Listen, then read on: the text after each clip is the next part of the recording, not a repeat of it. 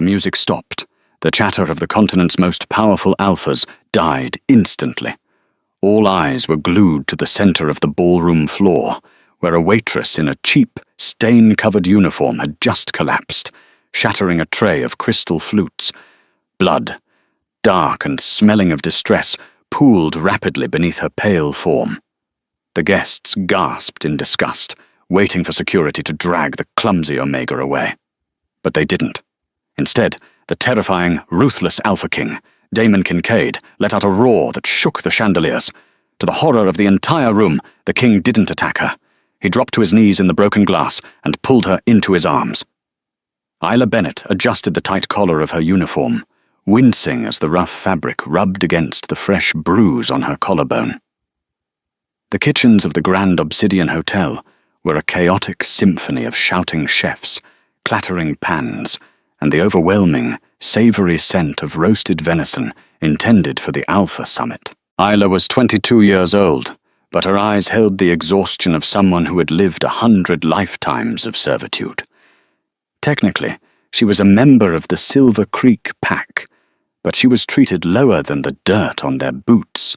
An orphan with no known lineage, she had been branded an Omega, the lowest of the low, and forced to work off a debt her parents supposedly left behind when they died in a rogue attack. "Bennett, move your feet!" screamed Beatrice, the head of the serving staff and a woman who took perverse pleasure in Isla's misery. "Alpha Gavin demands the champagne tower be perfect. If you break a single glass, I'll have you sleeping in the kennels outside." "Yes, Beatrice," Isla whispered, keeping her head down. The Grand Obsidian Hotel had been rented out entirely for the arrival of the Alpha King. It was the most significant event of the decade.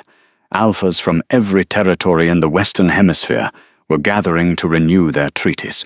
For Alpha Gavin, the leader of Silver Creek, this was his chance to climb the social ladder. He needed everything to be flawless. Isla picked up a heavy silver tray, her arms trembling slightly. She hadn't eaten in 2 days. Alpha Gavin had decreed that the Omegas would fast until the event was over to ensure maximum focus, a cruel logic that made no sense to anyone but him. As she pushed through the swinging door and into the service corridor, she caught a reflection in a dark window. Her chestnut hair was pulled back into a severe, unflattering bun, and her uniform was 2 sizes too big, swallowing her slender frame. She looked like a ghost, and that was exactly what she was supposed to be, invisible, unimportant. "Isla." The voice was low and dripping with malice. Isla froze. She knew that voice. It belonged to Chloe Sterling, Alpha Gavin's daughter and the self-proclaimed princess of the pack. Isla turned slowly.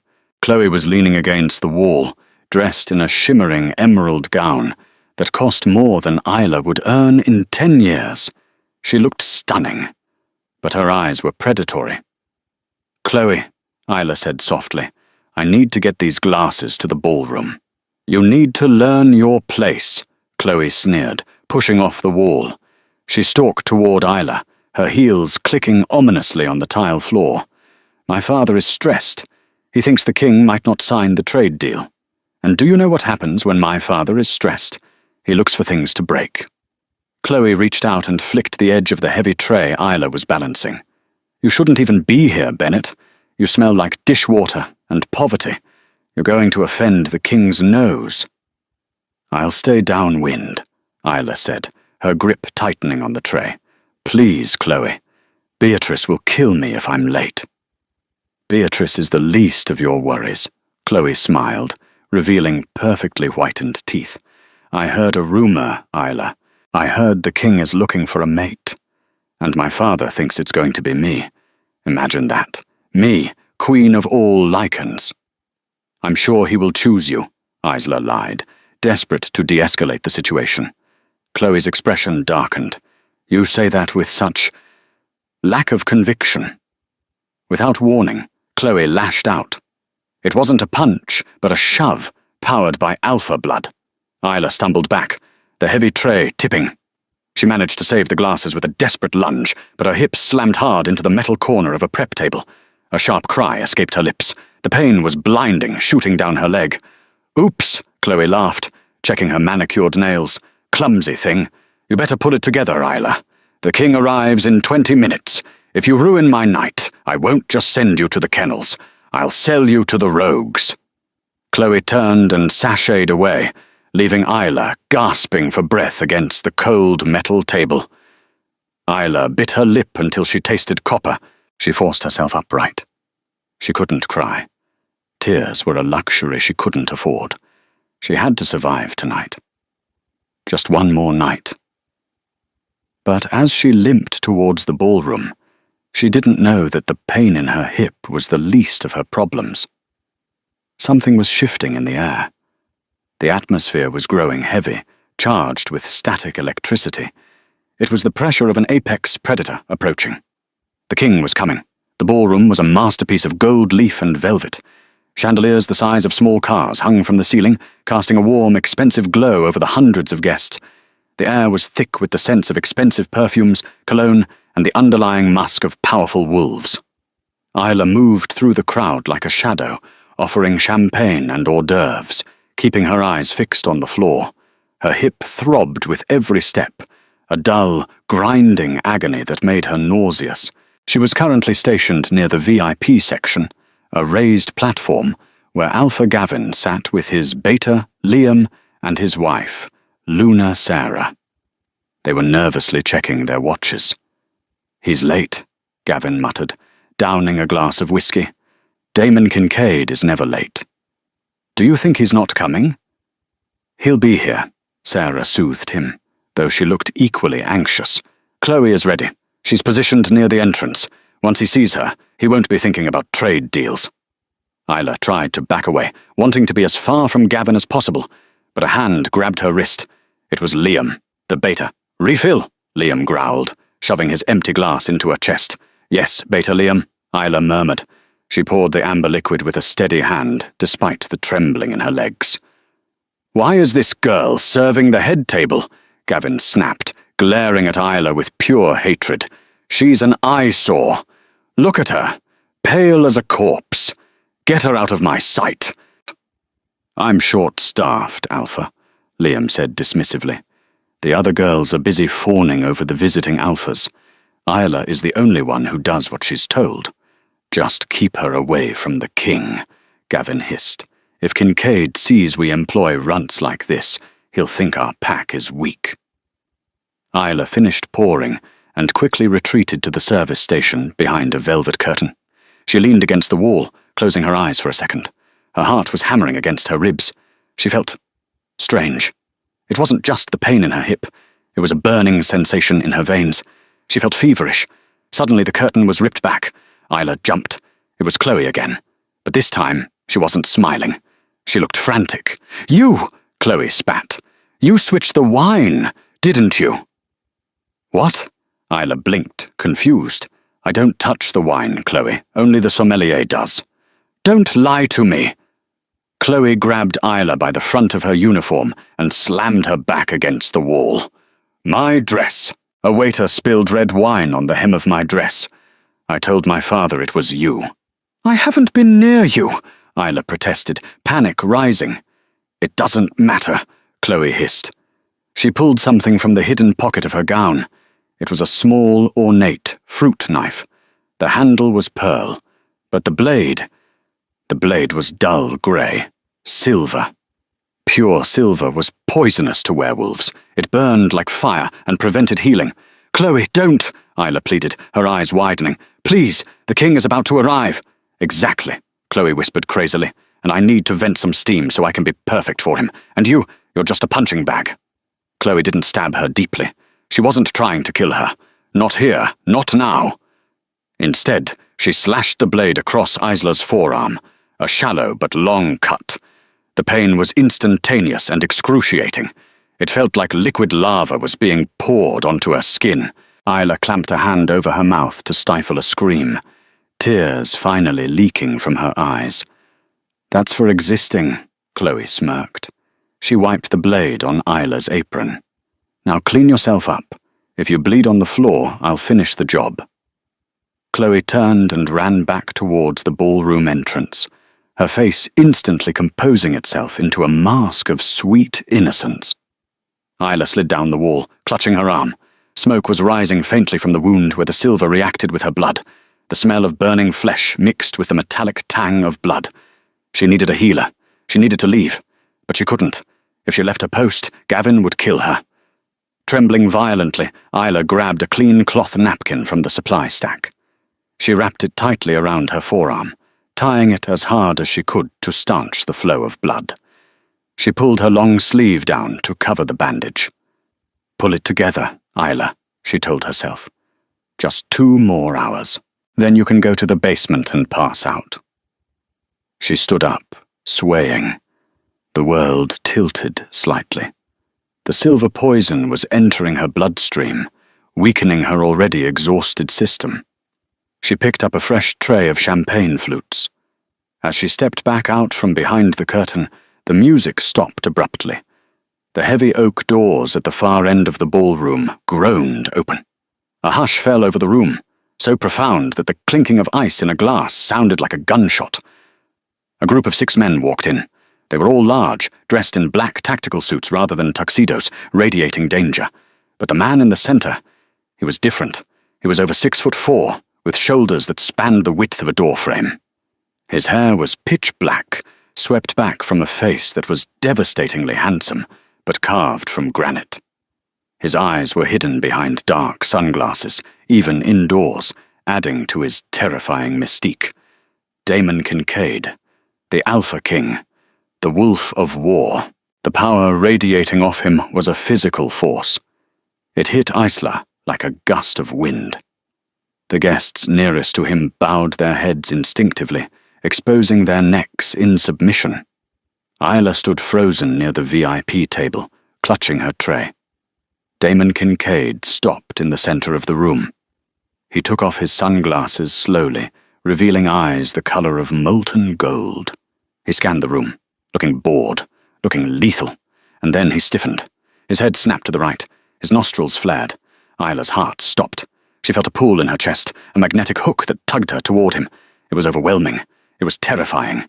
"He smells the blood," she thought in panic. "He smells the silver. He knows I'm injured and weak." She tried to shrink back into the shadows, but her legs refused to move. The silver poison was making her dizzy. The room began to spin. Damon took a step forward, ignoring the greeting of Alpha Gavin, who was rushing toward him. Damon's golden eyes were scanning the crowd with laser focus, hunting for something. Hunting for her. The Alpha King did not move like a man. He moved like a storm front rolling over a plain. Damon Kincaid ignored the outstretched hand of Alpha Gavin. He ignored the simpering smile of Luna Sarah. He didn't even glance at the heavy oak table laden with the treaty documents that were the ostensible reason for his visit. His entire world had narrowed down to a singular, maddening scent. It was faint, buried under the cloying stench of industrial floor cleaner, cheap perfume, and stale champagne. But it was there. It smelled like petrichor, the earth after a heavy rain, mixed with wild honeysuckle. It was the most intoxicating thing he had ever smelled in his 30 years of life. But beneath that heavenly aroma, there was something else. The sharp copper tang of blood. And worse, the acrid, sulphurous reek of burning flesh. "Silver!" his wolf roared in his mind. "Mate is hurt. Mate is dying." Damon's jaw clenched so hard a muscle feathered in his cheek. He took another step, the crowd parting before him like the Red Sea. "Your Majesty," Chloe Sterling stepped directly into his path. She had positioned herself perfectly, the light from the chandelier catching the sequins of her emerald dress. She dipped into a curtsy that displayed an ample amount of cleavage. "Welcome to the Silver Creek Pack. I am Chloe, daughter of Alpha Gavin. We have been waiting for—" "Move!" Damon growled. The word was not a request, it was a physical blow. Chloe blinked, her smile faltering. Excuse me?" "You smell of narcissism and desperation," Damon said, his voice carrying across the silent room. "Step aside, or I will remove you." Gasps rippled through the hall. Alpha Gavin turned pale, stepping forward to intervene. "Your Majesty, please forgive my daughter. She is merely excited to—" Damon didn't wait. He sidestepped Chloe as if she were a piece of furniture and continued his relentless march towards the service area. Isla, standing by the velvet curtain, felt the room tilting violently. The silver poison had done its work. Her vision was tunneling, black spots dancing at the edges of her sight. The tray of crystal flutes in her hands felt like it weighed 1,000 pounds. "He's coming here," her mind screamed. "Why is he coming here?" She tried to turn, to flee back into the kitchen, but her legs finally betrayed her. The injured hip gave way, and the strength vanished from her knees. Isla pitched forward. Time seemed to slow down. She saw the floor rushing up to meet her. She heard the tray slip from her numb fingers. She braced herself for the impact, for the shatter of glass, and for the inevitable beating Beatrice would give her later. Crash! The sound was deafening. Shards of crystal exploded outward, scattering across the polished marble. Champagne soaked the hem of her oversized uniform. Isla hit the ground hard, her hands landing directly on the jagged glass. "Oh, for God's sake!" Chloe's voice rang out, shrill and angry. "Look at what that clumsy idiot did. Someone get security. Drag that trash out of here." Isla tried to push herself up, but a fresh wave of agony washed over her. The cut on her arm, hidden beneath the sleeve, was throbbing in time with her heart. She looked down and saw a dark stain spreading rapidly through the white fabric of her sleeve. The silver was eating her alive. "I'm sorry," Isla whispered, though no one could hear her. "I'm sorry." 2 large security guards started marching toward her, their faces grim. "Don't touch her!" The roar shook the windows in their frames. It was a sound of pure, unadulterated dominance. Every werewolf in the room, including Alpha Gavin, instinctively bared their necks in submission. Damon Kincaid was there in a blur of motion. He didn't stop at the edge of the mess. He walked straight into the puddle of champagne and broken glass, his heavy combat boots crunching over the debris. He reached Isla before the guards could even get close. The room watched in horrified fascination. The Alpha King, the most powerful predator on the continent, the man who had executed rogue warlords with his bare hands, was kneeling on the wet, glass-covered floor. "Look at me," Damon commanded. His voice wasn't a roar anymore. It was a low, rumbling vibration that Isla felt in her chest. Isla lifted her head, her eyes unfocused. She looked up into pools of molten gold. The intensity of his gaze pinned her to the spot. "It hurts," she whimpered, the delirious words slipping out before she could stop them. Damon's eyes widened as he took in her appearance, the bruises on her neck, the gaunt hollows of her cheeks, and the blood, so much blood, soaking her sleeve and dripping onto the glass. He reached out, his large hand hovering over her injured arm. He didn't care about the mess. He didn't care that he was the king. "Who did this?" Damon demanded, his voice rising in volume, turning into a snarl that promised murder. He looked up, scanning the room with eyes that burned like hellfire. "Who poisoned her with silver?" The silence was absolute. You could hear a pin drop. Chloe, who had been smirking a moment ago, took a terrified step back. The colour drained from her face. Damon looked back down at Isla. The bond snapped into place, a steel cable connecting his soul to hers. It wasn't just attraction. It was recognition. It was mate. "I've got you," he whispered, his tone shifting to something impossibly gentle. "I've got you, little one." He slid his arms under her, ignoring the glass slicing into his expensive tactical pants, and lifted her effortlessly against his chest. Isla's head lolled against his shoulder. She smelled the rain and the wood smoke, and for the first time in her life, she felt safe. "King Damon," Alpha Gavin stammered, stepping forward, sweat beading on his forehead. "Put the girl down. She is just a servant, a nobody. She has ruined the reception.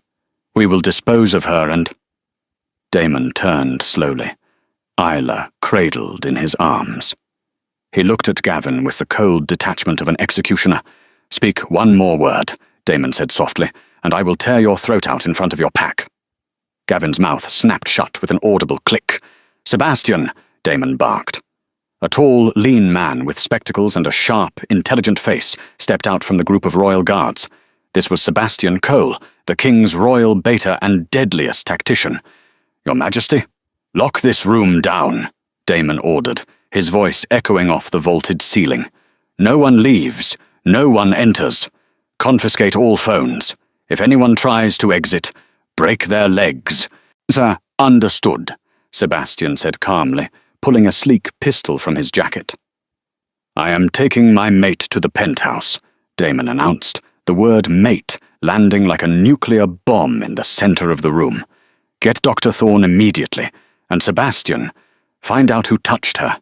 I want a name."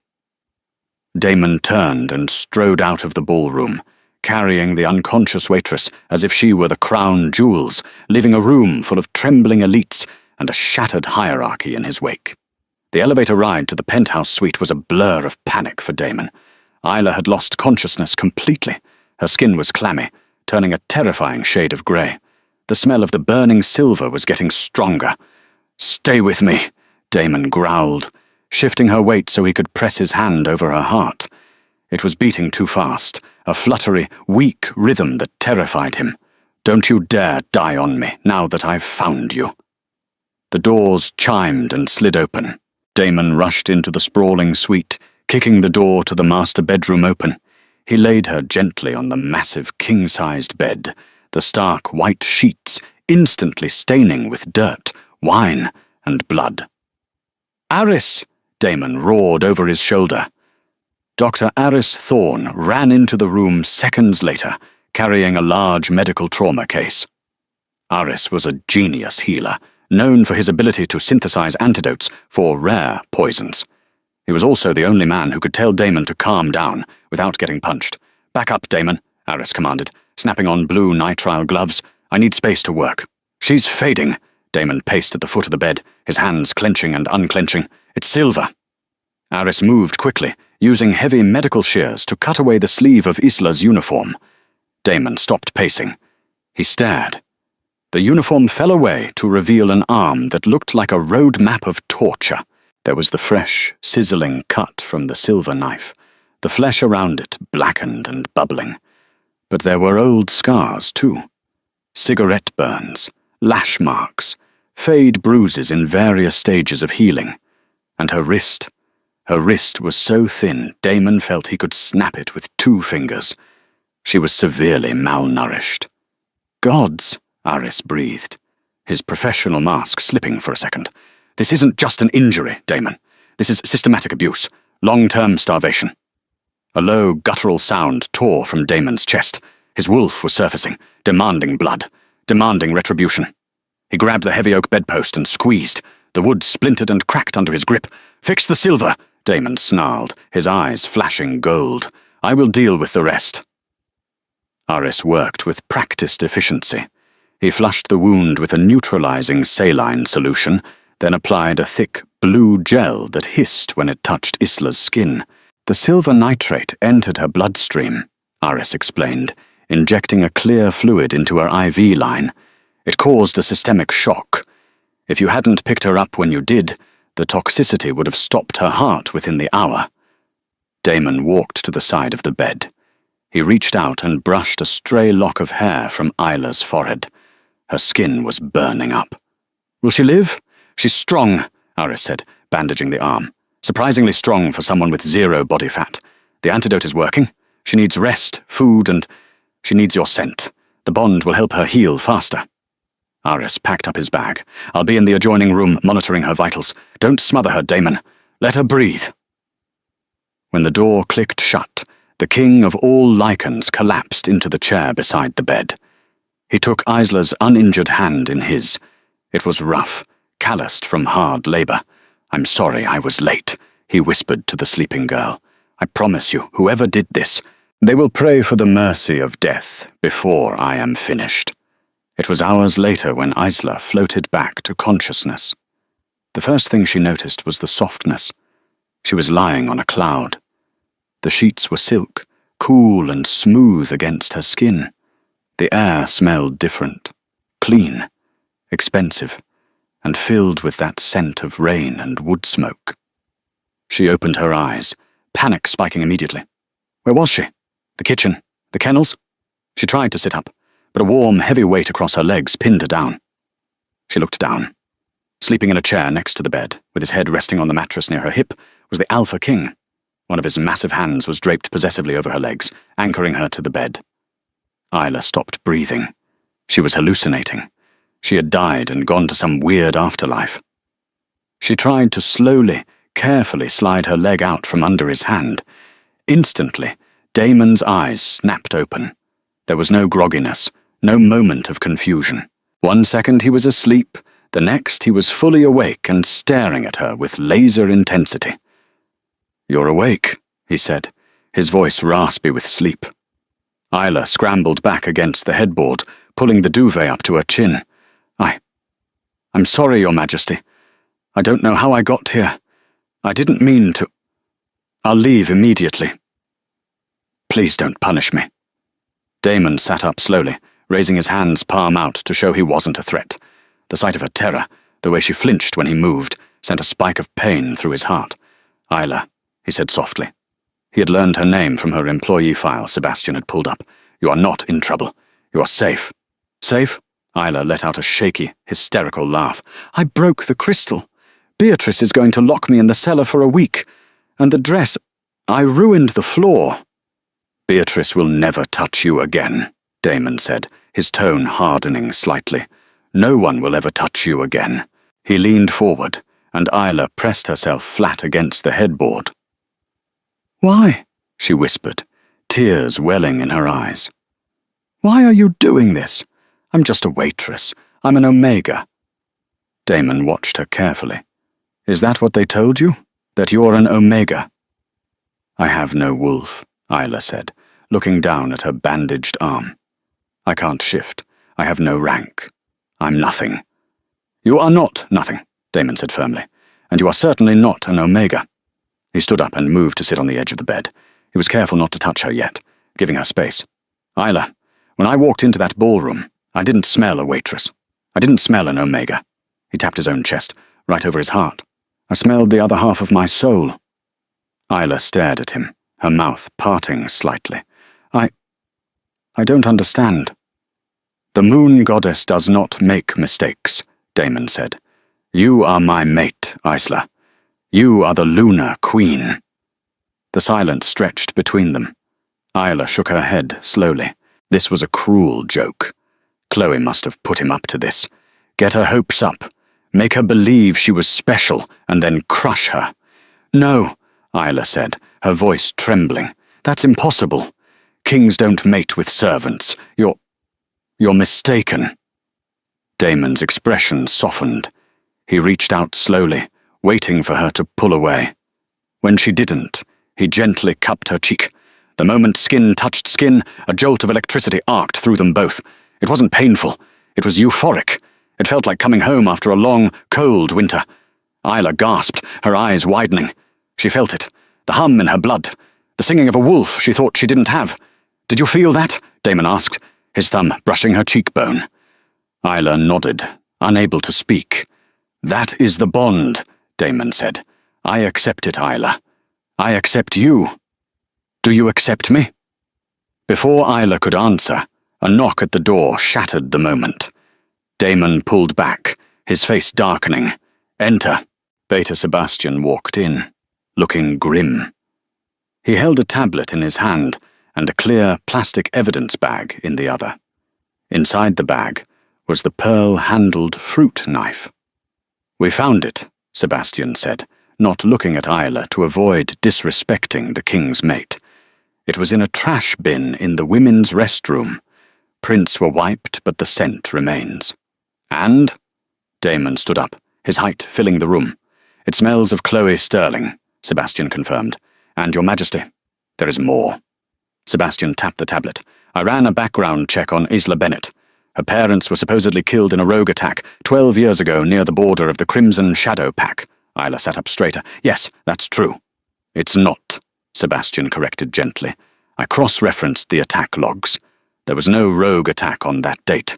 However, on that same night, the beta of the Crimson Shadow Pack, a man named Silas Bennett, went missing along with his wife and child after a failed coup against a corrupt alpha." Damon turned to Isla, his eyes narrowing in calculation. Silas Bennett was a warrior, a powerful alpha bloodline. Isla isn't a wolfless omega, Sebastian concluded, adjusting his glasses. She's a latent alpha. Her wolf has been suppressed, likely by wolfsbane laced in her food, keeping her weak and unable to shift. The room spun around Isla. What? Damon's growl was low and dangerous. They have been poisoning you to keep you docile, to steal your birthright. He turned to Sebastian. Where is Alpha Gavin? He is in the lobby, demanding an audience. He claims Isla is a fugitive who owes him a financial debt. Damon walked to the wardrobe and pulled out a fresh black shirt, pulling it on over his muscular torso. The transformation from gentle protector to warlord was instant. Sebastian, Damon said, his voice ice-cold. Bring the car around. We are going back to the ballroom. He turned to Isla. Can you walk? Or should I carry you? I can walk, Isla said, swinging her legs off the bed. She felt stronger. The bond was feeding her energy. Good, Damon held out his hand. Because tonight, my queen, we are going to burn their house of cards to the ground. The grand ballroom had not been cleared. On the contrary, it was more crowded than before. Word had spread through the hotel like wildfire. The king had claimed a servant. The king was angry. The air in the room was stifling, heavy with the scent of fear sweat and anxious pheromones. Alpha Gavin Sterling stood near the center of the room, pacing back and forth like a caged tiger. He had rallied his immediate subordinates, 6 large enforcers, who looked uneasy about the prospect of facing the royal guard.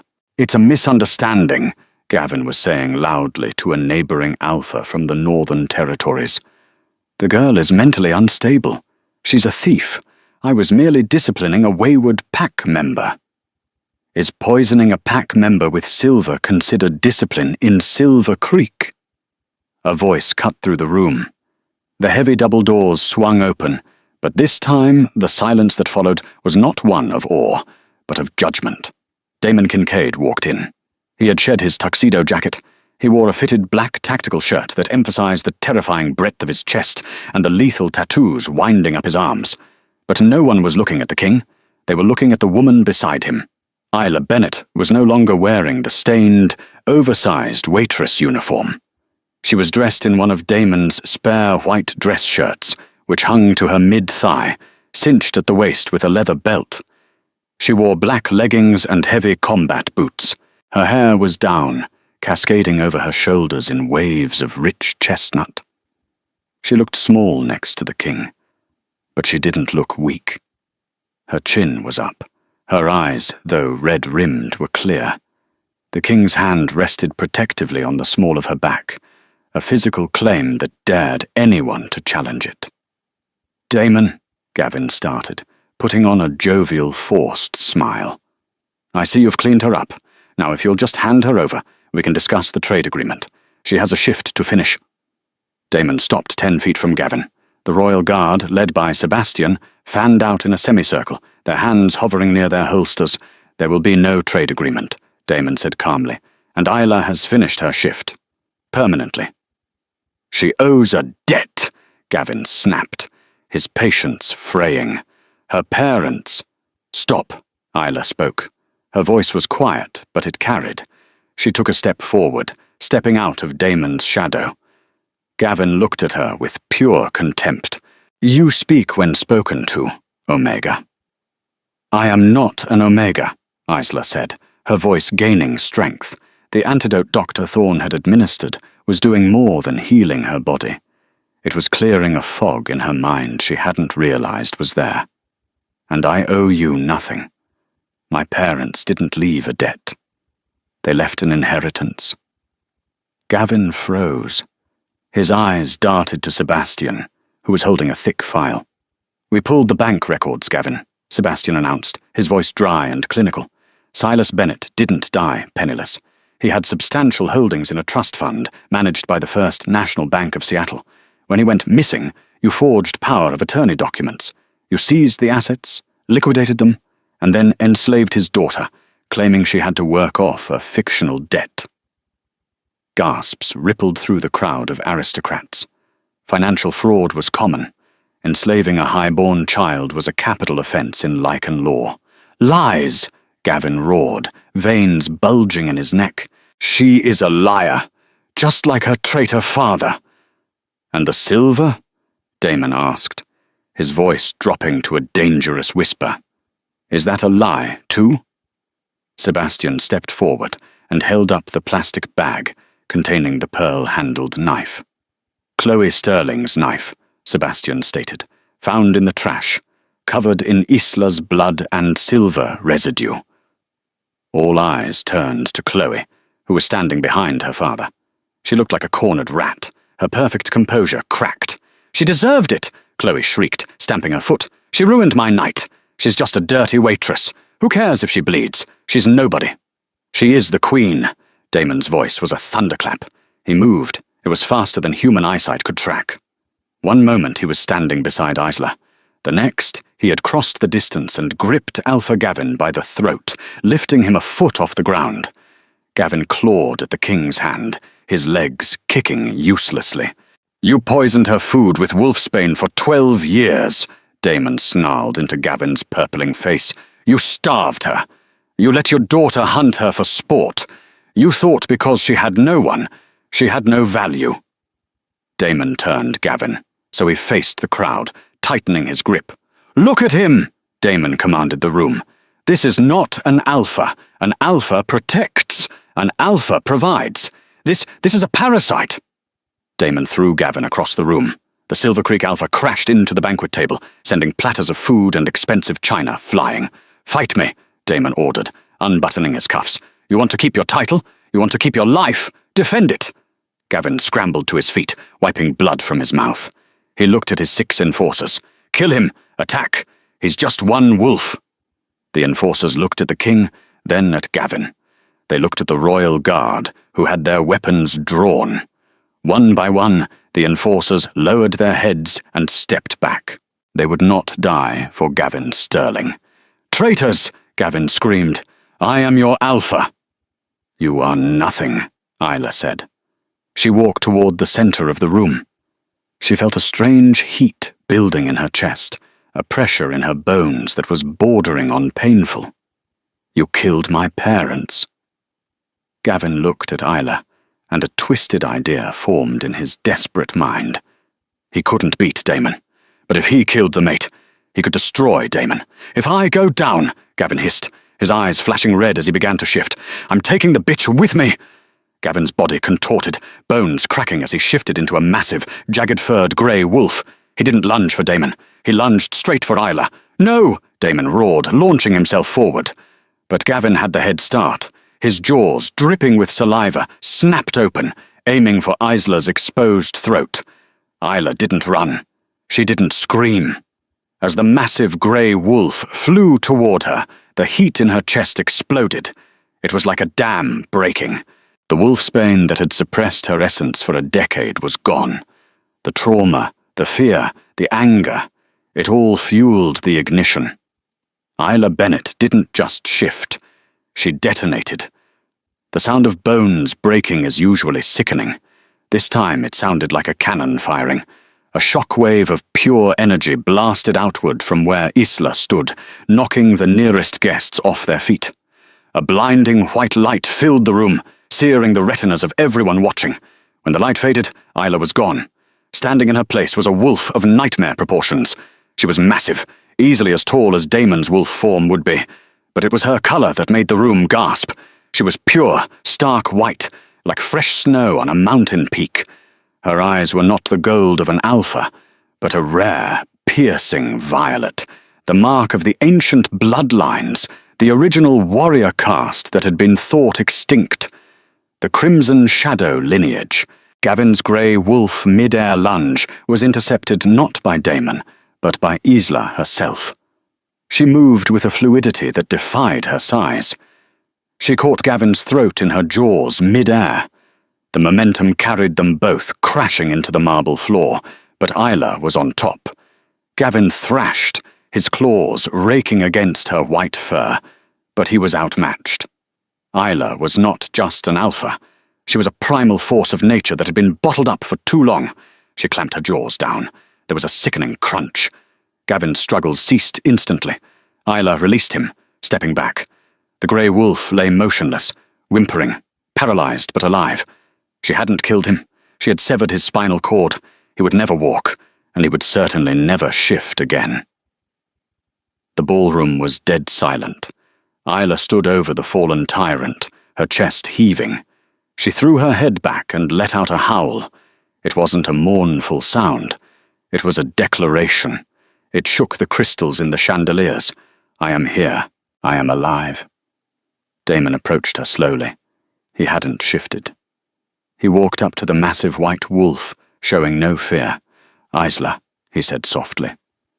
The giant wolf turned her violet eyes toward him. For a second, there was only feral rage, the instinct to kill anything that moved. But then she blinked. She recognized him.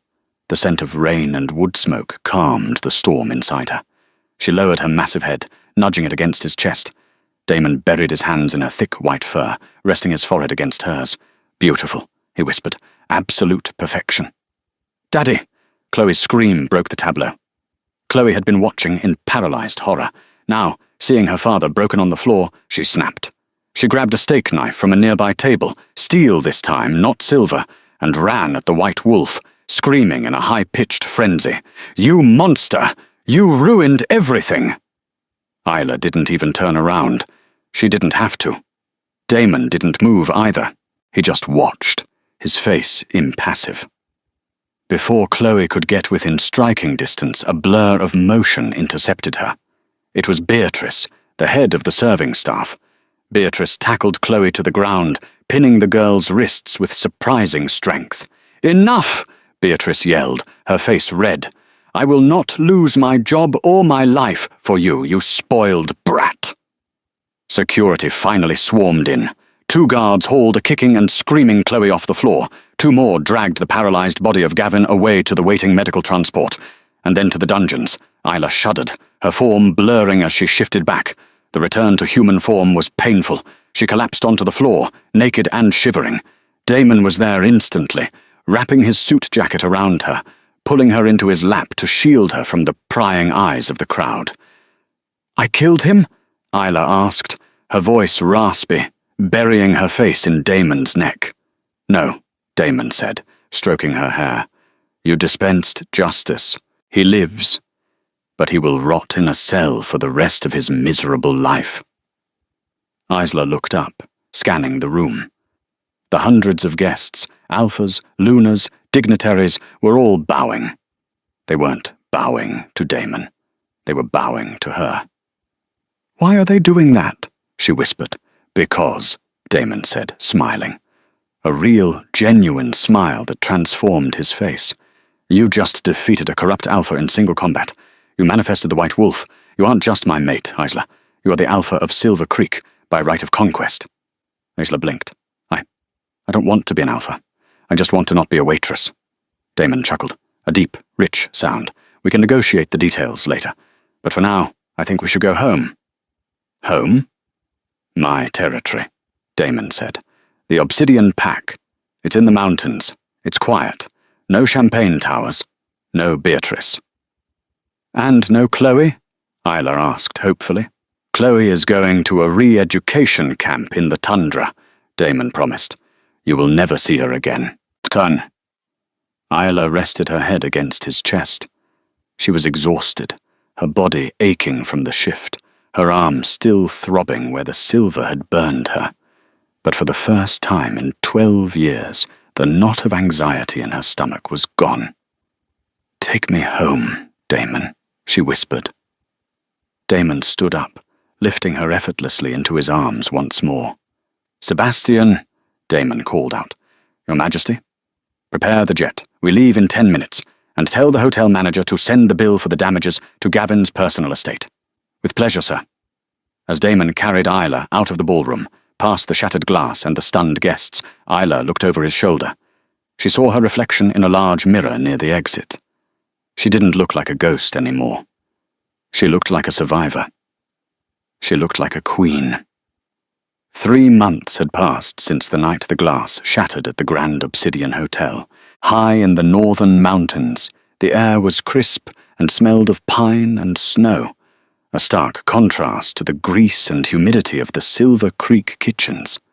The Obsidian Palace, the ancestral home of the king, sat perched on a cliff edge, overlooking a valley that turned golden in the twilight. Isla stood on the expansive stone balcony, wrapped in a cashmere shawl that cost more than her entire life's earnings back in Silver Creek. The wind whipped her chestnut hair around her face, but she didn't shiver. The cold didn't bother her anymore. Her wolf, the white wolf of legend, thrived in the winter. She wasn't the same girl who had flinched at the sound of a dropped fork. Her ribs no longer showed through her skin. Her cheeks were flushed with health, and the scars on her arms had faded to thin, silvery lines, reminders of a past that felt like a bad dream. "You're thinking too loud," a deep voice rumbled behind her. Strong arms wrapped around her waist, pulling her back against a hard, warm chest. Isla leaned into him, resting her head on Damon's shoulder. "I was just thinking about the silence," Isla murmured, placing her hands over his. "For years, my life was just noise, yelling, dishes crashing, Chloe screaming. Now, it's just peace." Damon kissed the side of her neck, right over her mating mark. "You earned this peace, Isla. You fought for it." Speaking of fighting, Isla turned in his arms to face him. Sebastian sent the report from the Tundra labor camp. Damon's expression hardened slightly. "And?" "Chloe attempted to bribe a guard with a pair of diamond earrings she had smuggled in," Isla said, a small, wry smile playing on her lips. "The guard took the earrings and added 2 months to her sentence." "Justice is a slow grinder," Damon said, "but it grinds exceedingly fine. And Gavin?" "Still in the isolation ward at the Citadel prison," Isla said, her voice devoid of pity. "The doctors say he will never walk again. He spends his days staring at the wall, knowing that the Omega he tortured is sitting on the throne he coveted." "He got off easy," Damon growled. "If you hadn't stopped me, I would have dismantled him piece by piece." "Death is too quick for men like him," Isla said softly. "Let him live with his failure. That is a far worse punishment." She looked up at Damon, tracing the sharp line of his jaw. "Besides, I have more important things to focus on. The council meeting is tomorrow." Damon smirked. "Nervous?" "Terrified," Isla admitted. "They are the oldest, most traditional alphas in the kingdom. They still see me as the waitress from the gala." "Then show them the queen," Damon said fiercely. "Show them the white wolf." The council chamber was a cavernous room of black stone and firelight. 12 ancient alphas sat around a circular table, their expressions unreadable. They had been grumbling for weeks. A waitress? A servant? How could the king mate with someone so low? When the heavy iron doors opened, the murmuring stopped. Damon walked in first, radiating his usual lethal power. But he did not take the head of the table. He stood to the side. Isla entered. She wore a gown of midnight blue velvet, high-necked and long-sleeved, designed to look like armor. On her head sat a simple, terrifyingly heavy circlet of platinum. She didn't walk with the hurried scuttle of a servant. She walked with the predatory grace of an apex predator. The click of her boots echoed in the silence. She reached the head of the table and placed her hands on the wood. She didn't sit. She leaned forward, scanning the faces of the 12 men who doubted her. "My lords," Isla began, her voice steady and clear, "I hear there are concerns regarding my lineage, my history." One of the older alphas, a man named Lord Marcus, cleared his throat. "Your Majesty, it is simply unprecedented. You spent 12 years serving drinks. You have no training in statecraft, no education in pack law." Isla smiled. It wasn't a nice smile. "You are right, Lord Marcus," she said. "I served drinks. I scrubbed floors. I listened to people who thought I was invisible." "Do you know what you learn when you are invisible?" She walked slowly around the table, trailing her fingers along the backs of their chairs. "I learned that Alpha Gavin was embezzling funds from the Western trade route," she said, passing a stunned Alpha on the left. I learned that your pack, Lord Marcus, has been hiding a border dispute with the rogues to avoid paying the war tax. Lord Marcus turned pale. I learned how to read people, Isla continued, returning to the head of the table. I learned how to survive on nothing. I learned that power isn't about the suit you wear or the wine you drink. Power is about endurance. She let her eyes flash violet, just for a second. The pressure in the room spiked, the undeniable aura of the white wolf pressing down on them. I did not inherit this crown, Isla declared. I bled for it. I was broken, and I rebuilt myself. If any of you think you can do a better job because you were born in a silk cradle, step forward. I challenge you right now. Silence. Absolute, terrified silence. Lord Marcus slowly pushed back his chair. He stood up and bowed deep, exposing his neck. Long live the Queen, he whispered. One by one, the other alphas stood and bowed. Damon watched from the shadows, pride swelling in his chest until he thought it might burst. She didn't need him to save her anymore. She was the storm. Later that night, the castle was quiet. Isla and Damon sat in front of the roaring fireplace in the master suite. Isla was curled up on the rug, her head resting on Damon's knee as he read a book. They respect you, Damon said quietly, breaking the silence. They fear me, Isla corrected. Respect comes later. They will love you, Damon promised, just as I do. Isla looked up at him. The firelight danced in her eyes. You know, back in the kitchen, I used to dream about a knight in shining armor. I thought he would come and take me away to a castle. And, Damon teased, am I not shiny enough? You're not a knight, Isla smiled, reaching up to pull him down for a kiss. You're the king of monsters. And it turns out, I'm a monster too. Damon kissed her deeply, a promise of forever, sealed in the touch. Then let us be monsters together, he whispered against her lips, and let the world tremble. Isla Bennett, the girl who once collapsed in a pile of broken glass, closed her eyes and smiled. She was home. She was loved, and she was finally, truly free. What a journey! From the dirty floors of the Silver Creek kitchens to the throne of the Obsidian Palace, Isla proved that true power isn't about where you start, but how you survive. She didn't just find a mate. She found her voice and her inner wolf. It's a powerful reminder that sometimes the people who are treated as invisible are actually the ones holding the most power. Karma eventually came for Chloe and Gavin, proving that cruelty always has a price. I hope you enjoyed this dramatic werewolf romance. If you loved seeing the Alpha King drop to his knees for his true mate, please hit the like button. It really helps the channel. Don't forget to share this story with your friends who love a good underdog revenge plot, and subscribe so you'll never miss the next episode. What do you think Isla's first rule as queen should be? Let me know in the comments below. Thanks for watching.